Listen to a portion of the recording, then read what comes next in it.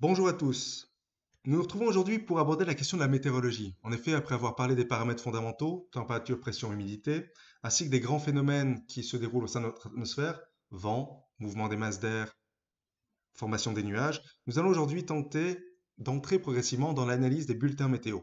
Cependant, avant d'entrer pleinement dans cette analyse, qui restera malgré tout suffisamment superficielle pour être accessible, nous allons revenir sur quelques éléments essentiels à la compréhension de l'établissement de ces prévisions météo.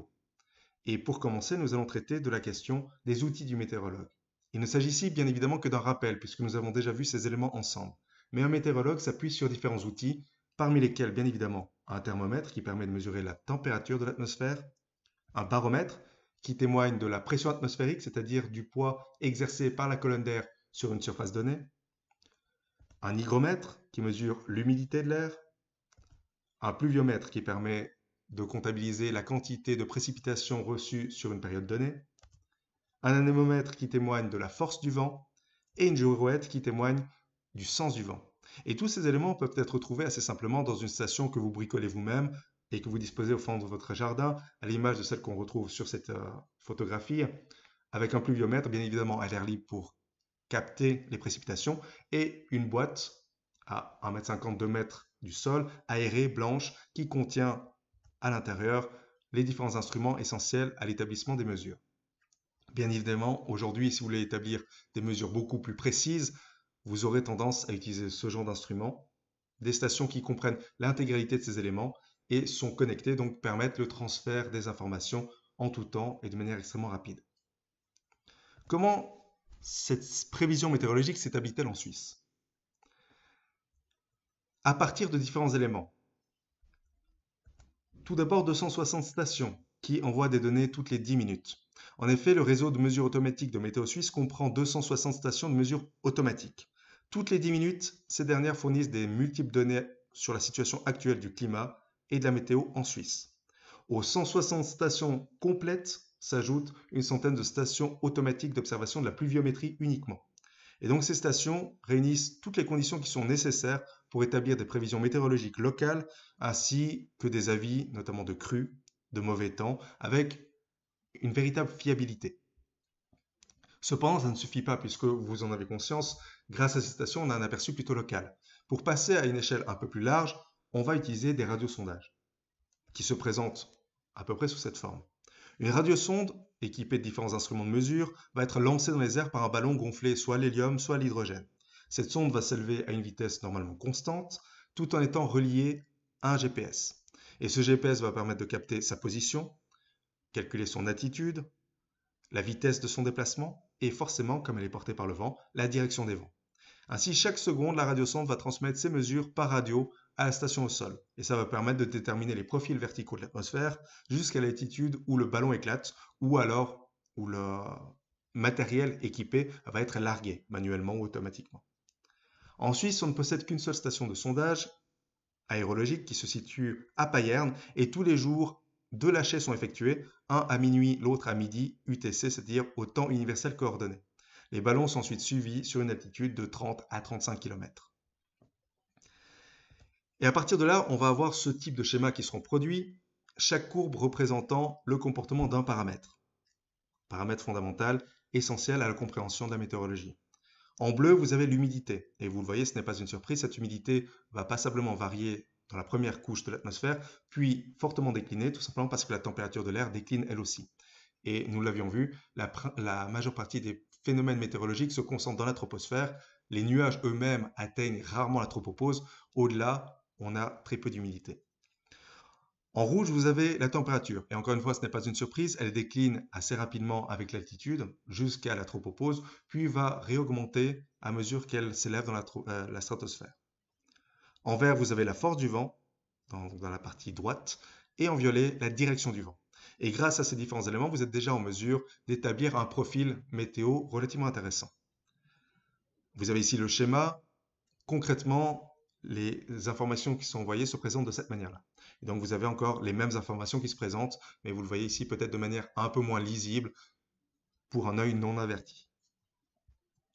Bien évidemment, les radiosondages permettent de préciser, d'étendre les prévisions, mais ne suffisent pas encore. C'est pour ça que les météorologues vont utiliser des radars. En effet, outre les mesures conventionnelles qui existent, notamment au niveau des stations au sol, Météo Suisse exploite un réseau de radars météorologiques qui compte aujourd'hui 5 installations. Autrefois, il n'en avait que 3. La situation a considérablement évolué, nous allons le voir. Ces 5 radars météorologiques fonctionnent automatiquement et fournissent des données en temps réel 24 heures sur 24. On les situe dans 5 régions donc, à l'Albis près de Zurich, au Montéléma au Tessin, à la Dôle près de Genève, et pour les deux nouveaux, à la pointe de la Peine Morte dans le canton du Valais, et au Weißflugipfel dans le canton des Grisons. Toujours des points d'altitude, c'est évident, puisqu'il faut avoir un accès au ciel, dégagé de toute pollution. Grâce à cela, nous aurons des images radar qui permettent de témoigner de la progression, notamment des précipitations, des masses orageuses, etc. À ça s'ajoutent des webcams qui ont fleuri un petit peu partout dans les stations touristiques, dans les cabanes par exemple, et qui permettent de témoigner du temps en situation réelle. Et enfin, ce qui est bien évidemment utilisé également pour les prévisions à plus long terme, c'est les satellites. Météo Suisse recueille les données satellitaires, notamment du satellite Météosat, qui est un satellite géostationnaire, c'est-à-dire en position autour de la Terre, et qui observe la Terre tout en étant géré par l'Organisation européenne pour l'exploitation des satellites météorologiques, EUMETSAT. Le satellite va délivrer des images dans plusieurs canaux différents, plusieurs longueurs d'onde différentes, qui permettent justement d'observer différents phénomènes. Et le champ champ visuel du satellite, va être forcément limité par sa position fixe à une altitude de 36 000 km au-dessus du point d'intersection entre l'équateur et le méridien de Greenwich. Cependant, cette position est intéressante parce qu'elle couvre à peu près la moitié du globe terrestre. Et du coup, à partir d'intervalles de 5 à 15 minutes, le satellite va fournir des images numériques d'une haute résolution qui vont ensuite être remaniées, distribuées aux différents destinataires par le centre allemand de Darmstadt. Et du coup, après un traitement supplémentaire, Météo Suisse va diffuser ces données aux différents clients, tels que les services de prévision météorologique, les climatologues et les médias. Et vous avez ce genre d'images qui permettent justement de voir notamment le mouvement des masses d'air avec les anticyclones et les dépressions. Quelle validité? C'est là toute la question. En effet, lorsque vous observez un bulletin météo, vous l'avez certainement tous déjà expérimenté, les prévisions ne se réalisent pas toujours. Et parfois, on a des degrés de certitude qui sont plus ou moins variables. En effet, la prévision du temps est régie par une règle très simple. Plus l'échéance visée est lointaine, plus elle est incertaine. En d'autres termes, plus vous voulez connaître le temps à l'avance, moins il sera précis, plus vous aurez de chances de vous tromper. Et de plus, plus elle sera faiblement détaillée. Donc, qu'est-ce qu'on peut véritablement prévoir pour les journées, semaines ou mois à venir? On va s'appuyer sur des extrapolations. Radar, images satellites, statistiques bien évidemment, stations au sol, mais aussi l'expérience du météorologue qui entre en ligne de compte puisque lui-même est habitué à décrypter ces images et c'est ce qui est susceptible de se produire dans telle ou telle circonstance. Quoi qu'il en soit, l'horizon de prévisibilité va augmenter avec la taille des phénomènes. Lorsque vous observez par exemple une perturbation, cette perturbation peut être observée de manière fiable jusqu'à quelques jours d'échéance. Par contre, pour des phénomènes de plus petite taille, du type orage, brouillard, on ne peut pas les prévoir à plus de quelques heures. On peut simplement qualifier leur risque d'apparition, donc effectivement il y a un risque plus ou moins important d'avoir de l'orage, d'avoir du brouillard, mais on ne peut pas avoir de certitude. Donc dans les meilleurs cas, on sera possiblement dans la situation d'affiner le diagnostic en fonction des particularités locales. On sait qu'avec le relief, par exemple, on a plus de risques d'orage dans certaines régions que dans d'autres. Mais les prévisions du temps, par exemple anticyclonique hivernal, régime perturbé d'ouest, ou la température minimale et maximale, eux peuvent être utilisés un peu à plus grande échelle, jusqu'à une quinzaine de jours globalement, contre 8 à l'époque, 8 il y a 20 ans, ce qui témoigne également de la progression finalement de nos prévisions, de la précision de ces prévisions, tout simplement parce qu'aujourd'hui on a des modèles qui permettent d'atteindre un peu plus de précision, d'affiner un peu plus la prévision.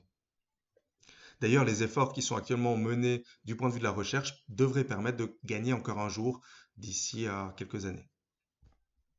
À plus long terme, par contre, la situation se complique.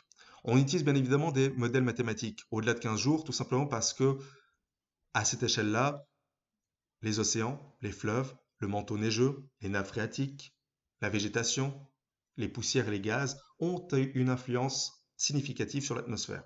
Donc on est obligé d'en tenir compte. Et donc à partir des modèles mathématiques qui existent, on va décomposer l'atmosphère en différentes boîtes et on va observer la situation dans chacune de ces boîtes. Et ensemble, on va obtenir un scénario qui est plus ou moins stable. C'est ce que fait le Centre européen de prévision météorologique à moyen terme, CEPMMT. Et 2 fois par semaine, ce centre européen va faire des prévisions numériques jusqu'à 1 mois d'échéance. En analysant ces prévisions, pour la Suisse, Météo Suisse va élaborer des scénarios possibles sur ce qui est susceptible d'arriver. À partir donc de 2 modèles mathématiques, Alpine Model, ALMO, pour la dimension locale, et le CEPMMT, pour la dimension globale. Au-delà de 15 jours, cependant, la situation se complique considérablement. On va parler à ce moment-là de prévisions saisonnières. Et ces prévisions saisonnières sont beaucoup plus aléatoires, comme vous le voyez sur ce graphique. En effet, pour la période mai-juillet 2020, par exemple, vous êtes capable de prédire quelles seront les conditions de température, normalement. Et vous voyez qu'on a une marge d'incertitude qui est assez importante. La prévision la plus chaude bénéficie d'environ 50% de probabilité. Ça signifie qu'on a aussi 50% de probabilité d'avoir autre chose, quelque chose de normal ou quelque chose de frais, même si vraisemblablement les températures devraient être plus chaudes que la moyenne. Donc à partir de ces modèles, on va pouvoir établir des prévisions à quelques mois, notamment des températures et des précipitations, à l'échelle d'une zone comme l'Europe de l'Ouest. C'est beaucoup plus difficile par contre de le faire pour une localité. On peut le faire pour une région, mais pas pour une localité. Cependant, la performance de ces prévisions est très variable et dépend du lieu, elle dépend de la saison, elle dépend du paramètre concerné. Par exemple, elles sont meilleures pour la température que pour les précipitations. Elles sont aussi meilleures en hiver qu'en été. Et donc, il faut les prendre d'un point de vue informatif.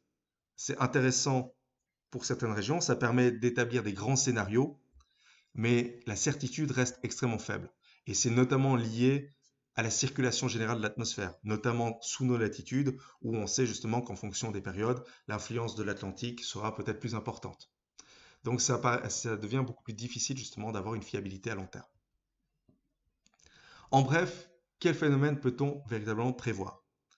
Quelques heures à l'avance, tout ce qui relève des orages, des rafales, des averses, des brouillards. Donc des tailles finalement de phénomènes qui sont très restreints, environ 20 km, l'échelle d'une commune à peu près. À 1 jusqu'à 5 jours, on peut prévoir l'arrivée d'une tempête, qui ont des tailles caractéristiques déjà un peu plus importantes, environ 2000 km, à l'échelle d'un canton donc ou d'une grande région.